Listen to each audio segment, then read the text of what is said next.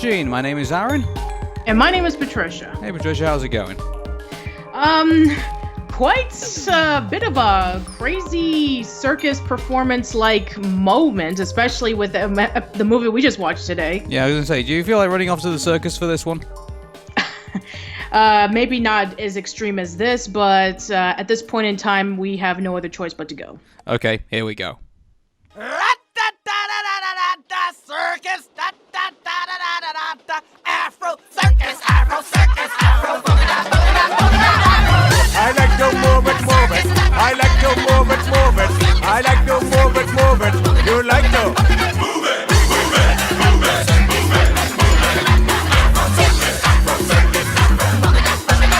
So Madagascar 3, Europe's Most Wanted, is a computer-animated comedy film and is the third installment of the Madagascar film series.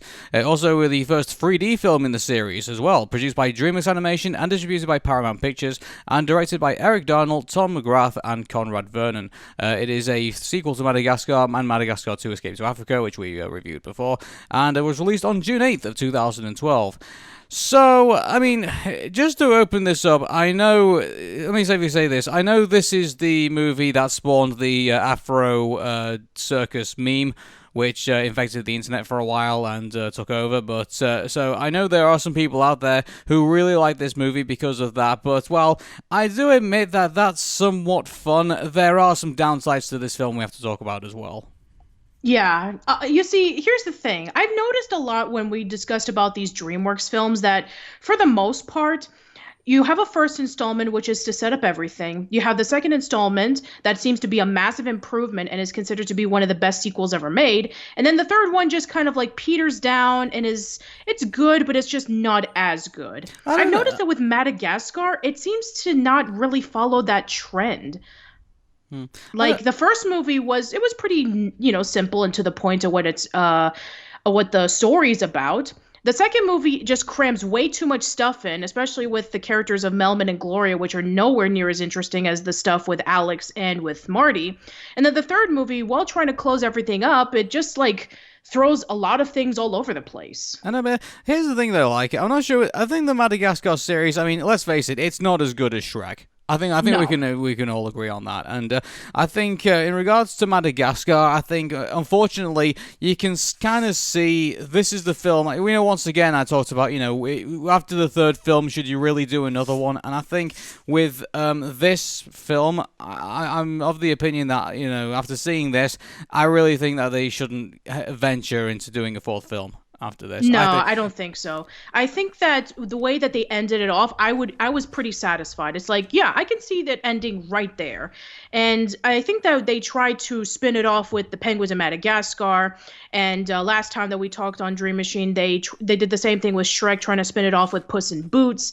And with that, we got the animated series. With Madagascar, it seems to be going with, they had the TV series first, then they had the movie, and now I think they're doing something else with Madagascar. I think they're having something else with the Penguins. But yeah, for the most part, if you watch the Penguins of Madagascar TV series that aired on Nickelodeon, and you would think that maybe this was going to be what led up to it, like all the animals coming back to the zoo, you are far from mistaken. Yeah. So the story continues from the second film, where the penguins left Alex the lion, Marty the zebra, and Melman the giraffe, and Gloria the hippopotamus, alongside the lemurs, King Julian, Maurice, and Mort in Africa. And the group wave goodbye as they leave, but then we get this dream sequence where they're all stuck there, and they've all aged terribly.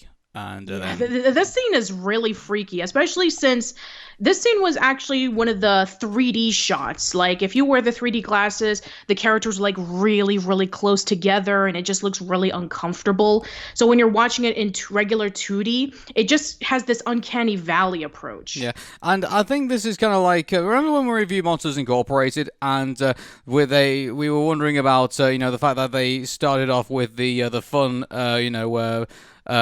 intro that they had, which set up the monster universe, and so they kind of decided not to go with the whole the monster going into the kid's bedroom in the simulator test. Now I can see why they did it. And I think this movie kind of says that, because wouldn't you rather have had a bit more of a fun start before then throwing this kind of really crazy dream sequence at you? Yeah, Really? and we can even say the same thing with Toy Story 2, in which when it starts off with Andy Woody having fun, but then his arm gets accidentally broken, and then he has that freaky dream sequence where he's thrown in the trash, and the broken pieces of garbage are like dragging him into the trash can. It starts off fun, and then it just goes into that scary moment. But I feel that that was done right, in which with Woody being a toy and him being a very old toy, and he fears that Andy's not going to love him anymore. So what happens? He gets thrown in the trash. And later on in the movie, when he would meet up with Wheezy, and he finds out that this is what happens with with garbage, with toys that are no longer good enough for being played with. They're either thrown in the garbage or they're put in a yard sale. But here we have the character. We have Alex having this crazy dream in which they wait for a long time for the penguins to come back, and they never do.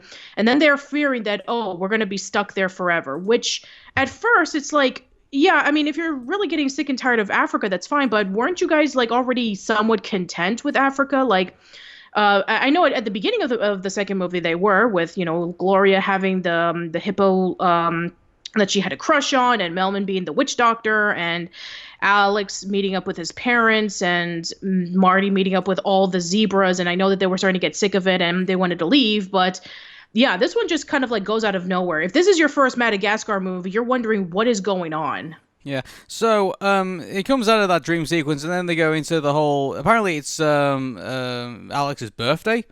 Apparently, Yeah, which is, I mean, yeah, in the first movie, it was Marty's birthday, and now we have Alex's birthday, where Alex dreams of nothing more than going back to New York City, and so they decide to build a replica of New York City. Yeah, so which actually looks really nice. It's a completely reversal of the first film, and now you got Alex missing New York and wanting to go back there, and wondering if he's ever going to go back. And yeah, but here's the thing: for his birthday, they decided to make him a mud replica of New York City, and he kind of after that kind of goes on the line of like you've made my day better and you made my day worse, which is kind of it's just that kind of rubbed me the wrong way quite a lot when they went through that whole sequence. Really, I guess I can understand why they decided to do this, because it gives them a strong motivation of them wanting to return to New York City, then wanting to return home. So when Alex sees the replica, he's already got that motivation. He's got the dream of the fact that he's gonna be there in Africa for the rest of his life. Right. I can see what you're coming from in terms of like they're hoping that the penguins would return. They've waited for months and they never do. And then eventually they decided, you know what, we can't wait anymore. Let's just swim all the way to New York City. But they end up in Europe, where it just so happens where the penguins are. They're in Europe. I question how on earth they swam from the middle of Africa all the way up to Europe. But given that, also that kind of feels really terrible as well, because we've got the whole migration situation with people coming from North Africa up to Europe at the minute, trying to escape all sorts of horrible things that are currently going on there at the minute right now. And I don't know, after watching that, and on top of that as well, this movie was released between 2012 to 2015, so it was kind of in when that was kind of going on in the news. So that was uncomfortable for me. But looking past that, and I know it's pretty unfair to judge the movie on current events and things like that. But but moving that aside, the fact that I guess maybe I shouldn't probably question it, because given that in the second movie that somehow Alex as a young kid made it all the way from wherever he was in Africa all the way to the coast of New York, and in a box. And which must have probably been going 10,000 miles an hour or something like that. I guess I shouldn't be too surprised that they managed to swim all the way to Europe, I guess. Yeah, and it's the same thing we questioned about in Finding Nemo and Finding Dory. It's like with Finding Dory, they went through the Australian current to go to California. How? I don't know. Yeah. Logic. So I guess we have to accept that kind of logic in terms of, I mean, I can understand with, Gloria swimming that far because she's a hippopotamus. Maybe to some extent, maybe Alex, because lions can't swim, but can a zebra and a giraffe swim that far? I don't think any of them should be able to swim that far in real life.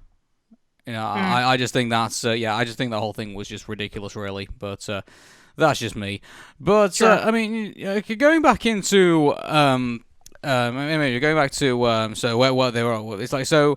The penguins right now, and also the chimpanzees are like doing this scam where they're trying to basically win a load of money in Monte Carlo. It's in the casino.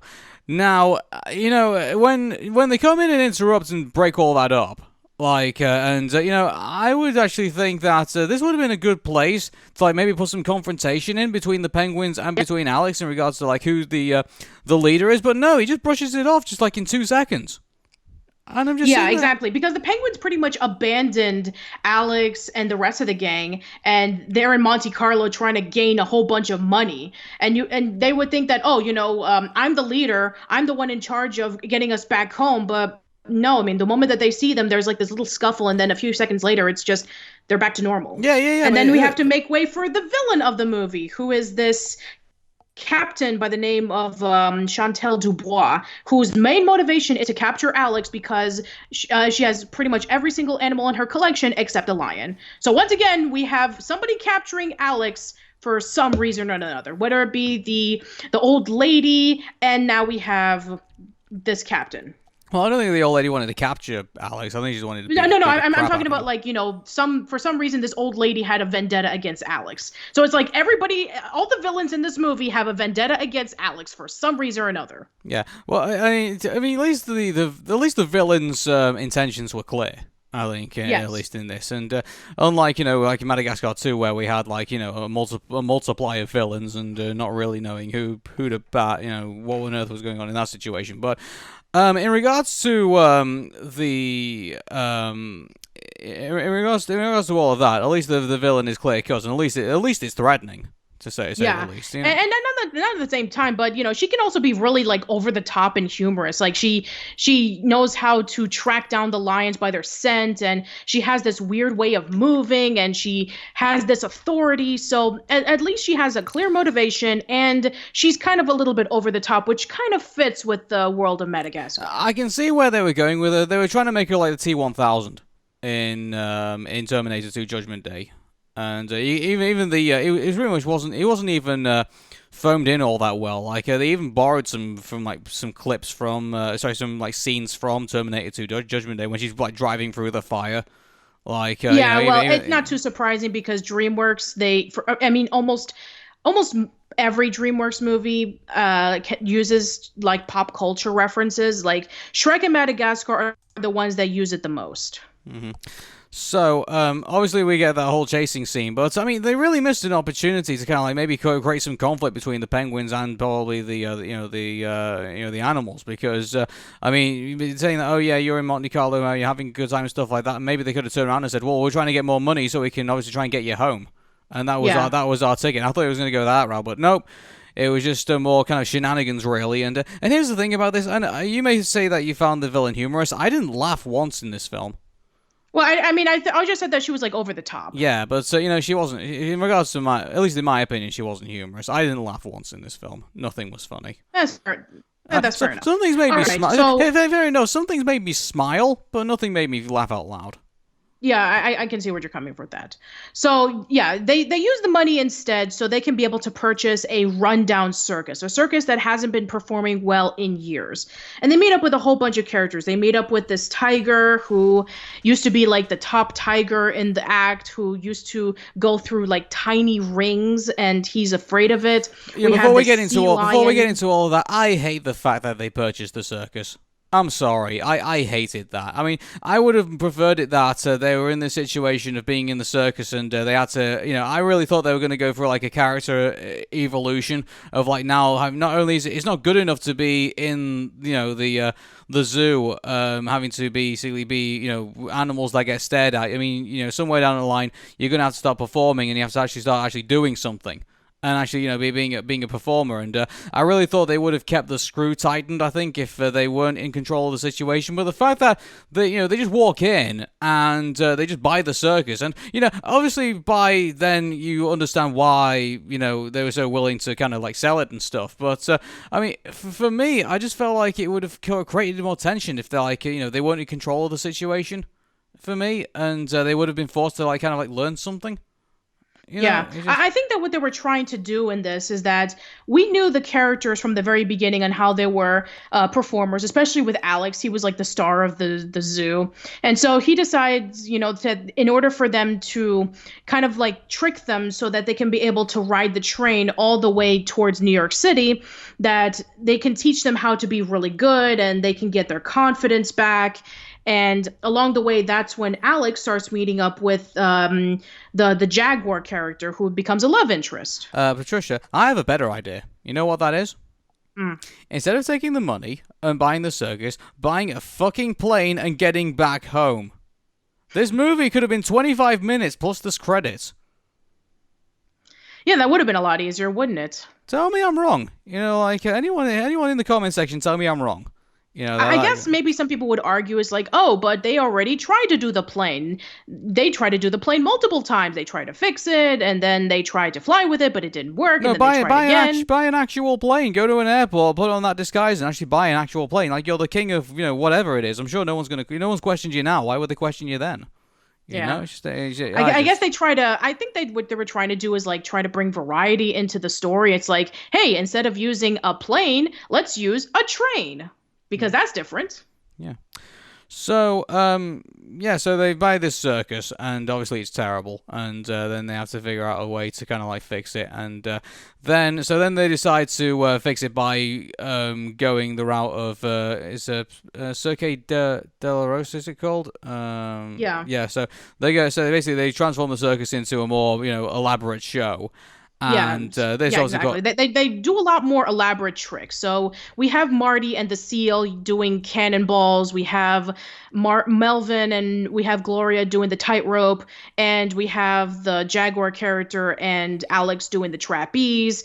And King Julian is riding a motorcycle alongside with this bear who he falls in love with. Which that's interesting. Isn't King Julian so throwaway in this film? I'm sorry. Yeah, but I didn't really care too much about Julian in this film. I mean, the first two were fine, especially the first movie. But yeah, I didn't really care about Julian in this one. The second one made him out to be a villain. But at least he was important to the plot in some points. But here, I don't see him existing for whatever reason in this film. He was kind of like a major side character. Again, like Team Rocket in Pokemon, when they're basically just doing their side shit in their Pokemon films, that had more relevancy in there than they did than King Julian or whatever his subjects were doing in this film. To be honest with you, and the only thing I could say is that about King Julian is that I guess he's somewhat consistent with carrying on from the second film, because I believe he was still like on this quest to go to New York and like take it over or whatever and make it one of his kingdoms or something like that. And that is true. But even then, that doesn't follow through to build up to anything. Yeah, and it didn't really happen in the TV series. I mean, when that happened, when King Julian was there, I mean, he was there and he was acting like his usual overconfident self of, hey, I'm the king, I get to do whatever I want. But for the most part, it was the Penguins who kind of like did everything. So I don't really know what the motivation of King Julian is in terms of the circus. Well, I didn't watch the TV series. I can only go on the movies. So that's that. But so there's that, and so obviously you have the so they basically build up this circus. It's a huge success, and then they finally get the American contract, and then the villain comes in, exposes Alex as someone who actually was from the zoo and not actually a circus animal himself, and so obviously that creates the the cliche everyone's falling out with each other, and now they're everything's exposed and they all hate each other, but we all know they're all going to go back together by the end of the film. So obviously they went down that route, and it's just, here's the thing though, it's like they're there. I mean, they turned them away, Alex and the guys, the circus animals did, and then eventually, like a minute later, they're there crying about and feeling bad about how they're not there anymore, and it's like, well, if you really needed them, why the hell did you get rid of them? That made no sense. And obviously then the story kind of takes a bit of a twist where they finally get to the zoo, and it's not as great as like we remembered it being, and then it's like, oh guys, I guess we never needed the circus. We never needed the zoo any further, and So we had too many adventures, obviously being alive outside, and so then there's that. But then obviously the villains come in, sedate them, and then put them in the zoo, and then they get rewarded for obviously capturing the animals again. And but so then that gives her the opportunity. Sorry, I keep forgetting the name of the villain. I do. The Dubois. Dubois. Okay, so she gets an opportunity to try and kill Alex and to man his head on the wall, but obviously the circus animals come in, save the day, and here's the thing about this. The first and second act I don't really care for, but the third act I actually do. I do like the way the way they do the Afro circus and everything. That's actually kind of cool. I can understand why now that became a meme.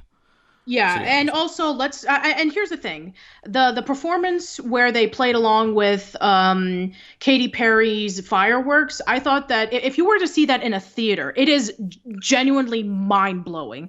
Like the scene where the tiger first puts in the rod and circles it around to make the road so that the motorcycles can go through. I mean, that must have been amazing to see in the theaters. All the colors and everything like that. It was I was genuinely blown away with it. Personally, I'm not a big fan of Katy Perry at all, but you know what? In this case with this scene, I think it works. And the one thing that I also did enjoy was when they finally made it over to New York City and they finally made it to their home zoo. And then they were looking at it and then they realized about how far their journey has been with everything that they did through Madagascar, through Africa, through Europe and through the circus. They realized that their adventure has become so massive that looking back at something their life in the zoo has become so small. And I actually did appreciate that. I appreciated that little twist in which that everything that they went through seems so seems so grand compared to their minuscule life in the zoo. And so they decided to go back and continue their life in the circus. I thought that was actually really interesting. That last act was great. I liked it. Yeah. So there's one thing we kind of skipped over, which was Vitaly and the tiger, who obviously. Oh yeah. So let's talk about the tiger really quick. Okay. So yeah, the tiger seems to have this kind of hatred towards the animals, especially when we find out that a long time ago when he was doing his act involving with trying to squeeze himself into a ring, this little tiny ring, almost like a ring that you wear in your finger. And he messed up and he wasn't able to go through and he was afraid of it ever since. And so finally at that performance, he was able to conquer his fear. Mm-hmm. And so I just think that in regards to that, I think it's an interesting storyline in that regard. That mind you, is I guess no one told him to kind of slow down. I mean, because he has to do all this, didn't he? So it's kind of like a self-defeating prophecy, I guess you could say. So at least that's my take on it. But it's basically like how we did something that we've had a passion for, and then one day it just kind of fell apart, and we're afraid of messing up again. And since he's a tiger, I'm sure he has a lot of pride, and he has a bit of a determination to not screw up in front of everybody because he's so tough. And tigers have a reputation of being tough animals, especially since he's surrounded by smaller animals like the dog and the seal and such like that. I mean you can argue about the bear kind of being a tougher one, but that's not here or there. But yeah, he just seemed to have this fear that every chance he got with trying to do his goal, he was afraid to do it because he didn't want to mess up again. So I think that's kind of relatable for some people. It's like having a passion of doing something and then one day it just doesn't go well and it falls apart and you just decide to take a break and just because you're afraid of doing it again with the chance of screwing up again. Yeah. But besides that, the Madagascar 3 is full of filler. I'm sorry, it is that whole chase scene with the villain at the beginning. I felt like that was way over the top. I felt like it should have been maybe a bit shorter than it should have been. And then there was the bit with where he has to save Maurice, Marty so they fire him out of the cannon, and then they have this whole scene, and I had to put this up on Instagram and just film my reaction to it because it was just this whole thing, it's just so out there, and it just makes me. I just looked at that and just thought, man, they're really running out of ideas for this. Yeah, I think that what they were trying to do is because that Madagascar 3 was the first DreamWorks movie to do everything in 3D. So I guess they decided to do all of these like really cool shots where it was all 3D, like we mentioned before about the dream sequence and with Marty going into the cannonball for the first time and flying around and thinking like it was like a dream sequence and all that stuff. I think that DreamWorks was thinking like, oh man, 3D is where it's at. We need to showcase 3D to everybody, making it, we're trying to like showcase a display of how cool 3D is, and I think that the 3D in Madagascar 3 just doesn't work. I would just say to DreamWorks, if you really want to do that, go make a rival to Buck Bunny, like and just give us like a demo for like all those 3D TVs that never got bought. I mean, it's so in that regard, I just felt like that was like probably the lowest point of the film, really. I mean, in my opinion, I still think that the first movie is still the best. Yeah. So going through the characters, obviously Ben Stiller is Alex. Chris Rock, though, I think he goes overboard with Marty in this one. I think it doesn't sound like he has like all that much direction. I think he's basically just told just to be loud in some places, and like there are some times when he does get emotional, which I think then he has like that's an interesting thing. Like there's some areas where it feels like the director doesn't seem to be in the room, and then there's other times when it does feel like he is. Like it's like he's just gone off to go get a cup of coffee or something, and then all of a sudden then you can pinpoint that then he comes back. Yeah, I wouldn't be surprised if maybe they told Chris Rock, "Hey, you're a comedian. Do a lot of improvisational skits." Mm-hmm. Oh, sorry. And as for like Melvin and Gloria, they don't really do that much for me. Yeah. Then again, they almost never really did in the entire series to begin with. Yeah. Apologies, everybody. I just took a sip of my drink, so that's the reason why I paused just for a moment. But David Schwimmer and Jada Pinkett Smith. I mean, their relationship is supposed to be evolving, isn't it? It doesn't seem to be going anywhere that much. I mean, it's kind of still where it is. I mean, it's like it's not seems to have gone any further. I'll tell you this: if you're watching Madagascar 3 for the Melman Gloria ship, then it's right now it's just floating on steady waters and not really going anywhere at the minute. The relationship between Alex and the Jaguar actually has a much more three-dimensional segue into a relationship than opposed to Gloria and Melman. Yeah, but I don't know. Like, I think Alex in that one was just kind of flying off the seat of his pants. I don't think he was I don't think he was intentionally trying to impress her. I don't think. No, not really. I mean, the only thing that Alex was trying to do was like to impress her so that they can be able to just stick around into the train so that they can go to New York. There was never like a development of love at first, but eventually that did happen when they performed together and they did really well during the big performance. And then when they finally met up again at the train during the end credits. At least there was like a progression. But with Melman and Gloria, it was just like, oh, they occasionally are together, but that's pretty much it. Mm-hmm. So we got Sacha Baron Cohen as King Julian, didn't really do anything. Cedric the Entertainer is Maurice, as we know. Andy Richter is Mort. Tom McGrath is Skipper. And also, Bryan Cranston was playing Vitaly, so he did the Russian accent. Yeah, he did the that. tiger, yeah. Yep. And Chris Miller was Kowalski in this, and trying to think if there's any other voices. Martin Short is the Seal. Yeah, and Martin Short actually did pretty good. He did pretty good. There are some times in which, like, when Martin Short would be in a film and he would be, like, the highlight in some things, like, whether it be with, like, during his comedic performances in, like, SCTV or he was Frank in Father of the Bride 1 and 2. He always seems to be, like, the highlight of various films. Even with, like, Pebble and the Penguin with his performance as Hubie was kind of, like, awkward and distracting, but he did have some heart in it, but for the most part, he, his performance as the Seal was actually pretty good. Yeah.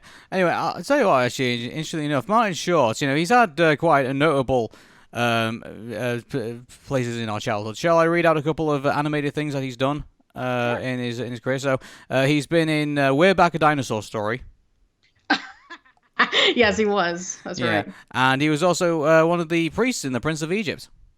Yes, he was. That's right. Him and Patrick Stewart, which was a coincidence because around the same time, they would be in Jimmy Neutron Boy Genius as the villains. Yeah. And also he was on Treasure Planet as well as BEN. Yeah, I've seen Treasure Planet once, and I didn't remember anything about it. And It's basically Treasure Island except space. I know, Treasure Island, except space. I know that, but and the other film, I've never seen it. Oh, good grief! And before he did Madagascar 3, he did Hawkwing 2: Hood vs. Evil. Oh no! Oh boy! Jeez. Yeah, well, going from down to up, I can say for that. And and he played Jack Frost in the Santa Claus 3 apparently. Yeah, he did actually. Yeah. He was the villain of that movie. Oh, okay then. So I can't remember the Santa Claus 3 all that much, and well, who knows? We may end up getting thrown into it at some point. Oh, and he was in Mars Attacks as well. Yeah. And as for like Santa Claus 3, I've never seen it, and I haven't heard any good news reviews about it. Okay. And so that's pretty much about it. So I guess we just got to go through the trivia. And first bit of trivia, which is quite interesting. So the movie was released in the US and China in 2012, and also released in Taiwan in 2012, but didn't make Hong Kong and Macau until about 2015. That's interesting. I wonder if there was like some sort of like issue going on over there. I'm not sure. No idea, but. And originally, Zuba, and Florrie were supposed to be in the movie. Zuba would have been replaced by Samuel L. Jackson, and Florrie would have been played by Sherry Shepherd from the last movie. Oh, okay. And maybe they couldn't fit it in their contracts. Yeah, maybe Samuel L. Jackson was busy with the Avengers movies as Nick Fury, and maybe Sherry Shepherd was busy with The View. Yeah. Maybe that's why they couldn't make it. I don't know. Maybe he was too busy overacting in one of Quentin Tarantino's films. I don't know. Well, could be. Who knows? Yeah, you can picture it now, can't you? I can picture it indeed. Okay, and so this was the first Madagascar movie to be made in 3D. Yes, we did discuss about that, and we can definitely tell it was made in 3D. Yeah, and Madagascar was the second DreamWorks film in the franchise to become a trilogy after Shrek. Mm-hmm. Because at that point, it was at that point, Kung Fu Panda just released its sequel not too long. I think it was like a few months prior, and How to Train Your Dragon 2 wasn't even released yet. Yeah, and because it was in 3D, this was the first DreamWorks animation film to be shot in 1.85:1 aspect ratio since Madagascar 2: Escape to Africa. So, yeah. And so, that's all the trivia you may need to know about it. So, interesting. Yeah. Actually, one more bit of it as well, apparently. Joshua Baron Cohen in the soundtrack apparently didn't play himself. Apparently, King Julian in his singing voice was actually played by Danny Jacobs. Yeah, Danny Jacobs, who was also the voice of King Julian in the TV series. Yeah, which is quite interesting. Yeah. So, maybe... I mean, if it was released in 2012, maybe Sacha Baron Cohen was busy doing The Dictator. Maybe. So, mind you, I think they kept him in the studio, sound booth studio, I think, for at least a feature film. So, I don't know why they couldn't have just slipped in a couple of things, but who knows? I don't know. So, the budget for this movie was $145 million, and it did $746 million worldwide. So, we can't argue it's not been a success. So, yeah, and I take it that this is why there hasn't been any more Madagascar films since then, and that's why they decided to do the spin-off series instead. Well, but it's like it made quite a. It almost made like $1 billion. So like, I mean, it's. I don't understand why they couldn't make it's going to make a fourth film. I thought that was. Gonna... I think there were plans of making a fourth film, but then I think they just decided to stop. I think that because of their other sequels like Kung Fu Panda and How to Train Your Dragon, maybe that they did better in the box office, that maybe they decided, you know what, let's just stop right there. I think that with Shrek Forever After, with a fourth installment, I think we can kind of see that DreamWorks is not very good with continuing their franchises. They seem to do well at establishing with the first movie. They do a bang-up sequel, and then their third movies just kind of peter out a little bit, and then their fourth, with the Shrek being our only example, they just seem to like run out of ideas. And you were mentioning earlier that there are some scenes in which it feels like filler, or they're running out of ideas, or it wasn't funny. That maybe they decided to just stop before it got like too much of a train wreck. Believe me, Patricia, I mean, they should stop, but if there's more, if people are still going to throw tons of money at this, they're going to find other ideas. And I guess they may so. not necessarily be going. I mean, mind you, like I mean, here's the thing. Like Madagascar right now. I mean, where have they been? They've been to Madagascar. They've been to Africa.